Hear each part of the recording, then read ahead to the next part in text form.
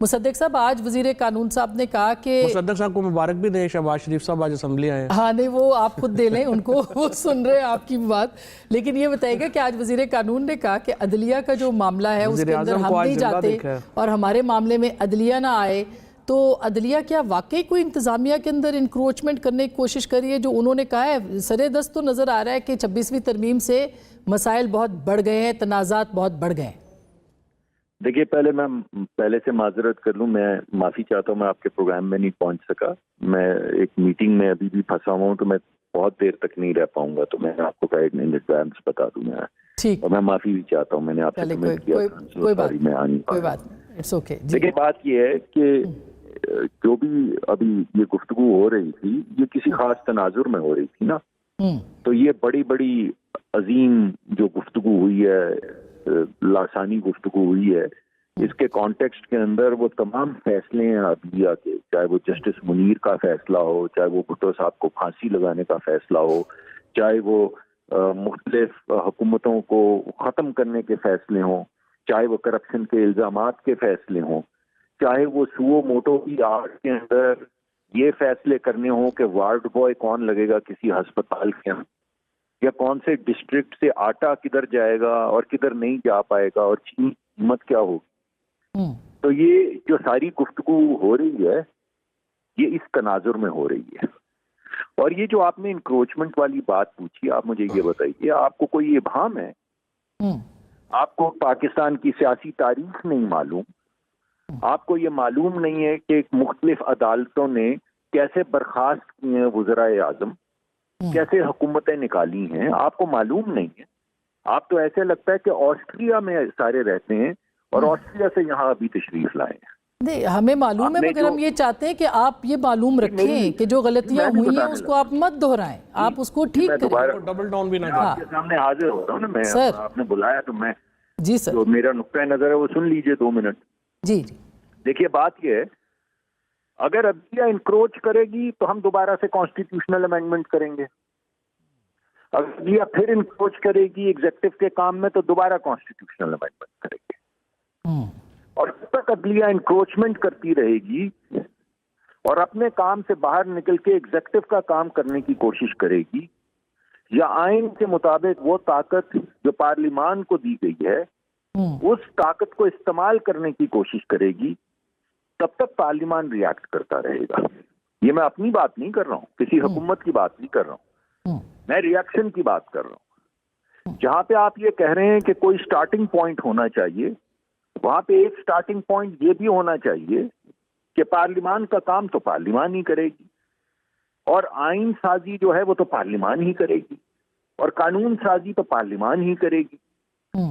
और अगर ये तमाम फैसले जो होते रहे, मसलन वो फैसला जो पंजाब का था कि आपने फ्लोर क्रॉसिंग की, लेकिन क्योंकि आपका वोट तो काउंट नहीं हुआ, लेकिन आप फ्लोर के उस तरफ गए, इसलिए से आप भी गए, वोट भी काउंट।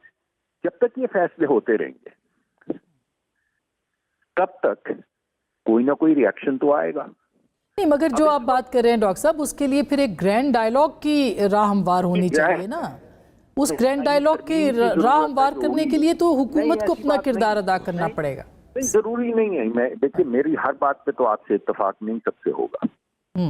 बात यह है कि ग्रैंड डायलॉग तो उस दिन भी हो सकता था जिस दिन अदालतें जो हैं वो हुकूमतों को उल्टा रही थी, उस दिन भी ग्रैंड डायलॉग कर लेते। उन्होंने फैसलों के जरिए डायलॉग नहीं किया, अदालती फैसले किए। तो आज पार्लियामान जो है वो डायलॉग नहीं कर रही, वो आइन के ऊपर आपको असर्ट कर रही है, और ये असर्ट कर रही है कि आइन साजी का हक हम ही को है, और ये भी असर्ट कर रही है कि आप चीनी के भाव नहीं तय करेंगे। आप डॉक्टर साहब, कतई कलामी की माफी चाहता हूँ, जो है ये भी ऐड कर देना कि आइन साजी का हक पार्लियामान को हासिल है, लेकिन बंदे अगवा करके नहीं। नहीं, वो आप 2 मिनट के लिए मुझे बात कर लेने दें। यानी आप सारे बहुत बहुत अरसे से रहे हैं, मैं तो सियासत में अभी आया हूं। आप लोग तो 2-2, 3-3 नस्ल से सियासत में हैं। आपने देखा नहीं है कि क्या किया है अदालतों ने सियासतदानों के साथ। आप तो नहीं, तो फिर आप बदला ले रहे हैं 26वीं आईनी तरमीम के तहत। पाकिस्तान में डॉक्टर साहब का आर्गुमेंट उनका ये है कि हम बदला ले रहे हैं। पहला इलेक्शन है जो कंट्रोवर्शियल है, यानी जिस दिन वो ट्रांसमिशन सिस्टम बैठा था वो नहीं था कंट्रोवर्शियल, जो इस दफा की कंट्रोवर्सी है बस वही कंट्रोवर्सी। वही ना सारा आर्गुमेंट और सबका यही है। मगर फिर डॉक्टर साहब फिर यही होगा ना कि तुम्हारा जज मेरा जज, तुम्हारा जर्नल मेरा जर्नल, ये फिर तुम्हारी पार्लियामेंट मेरी पार्लियामेंट, तुम्हारा आज़ादी राय मेरी आज़ादी राय, फिर तो ये सब मिक्स हो गया ना। नहीं, बिल्कुल नहीं होगा। होगा ये कि पार्लियामान अपना काम करेगी और पार्लियामान किसी को आइन साजी और कानून साजी नहीं करने देगी।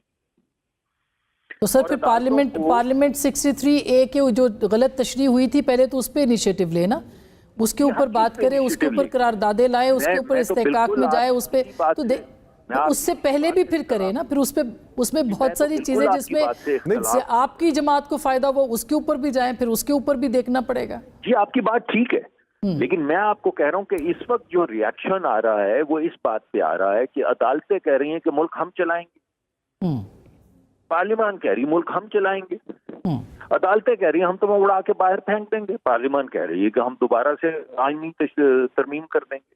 तो इसका किसी ना किसी जगह तो एंड होना है ना सर, यही तो वो कह रहे हैं कि फुल कोर्ट बैठ जाए, इसका फैसला कर दे क्या गलत है क्या सही है, उसके बाद पार्लियामेंट बैठ जाएगी। आपकी बात ठीक है, मुझे उससे गर्ज नहीं है, यानी इस वक्त आइन की तशरीह के लिए ही एक बेंच बनाया गया है। अब आइन के मुताबिक जो भी आईनी मामला होगा वो उसी के सामने आएगा, भले से किसी को अच्छा ना लगे, और उसका फैसला रिसर्चर करेंगे, उसका फैसला पहले से सर एक असेंबली के पास एक बेंच सुन रहा है उस मामले को, उसको उस बेंच को कैसे आप हिला सकते हैं? आई मीन ये तो हमने कभी नहीं देखा कि एक मामला चल रहा है उसके ऊपर से आप एक जज को उठा दिया जाए और फिर उसके बाद कहा जाए कि गलती थी।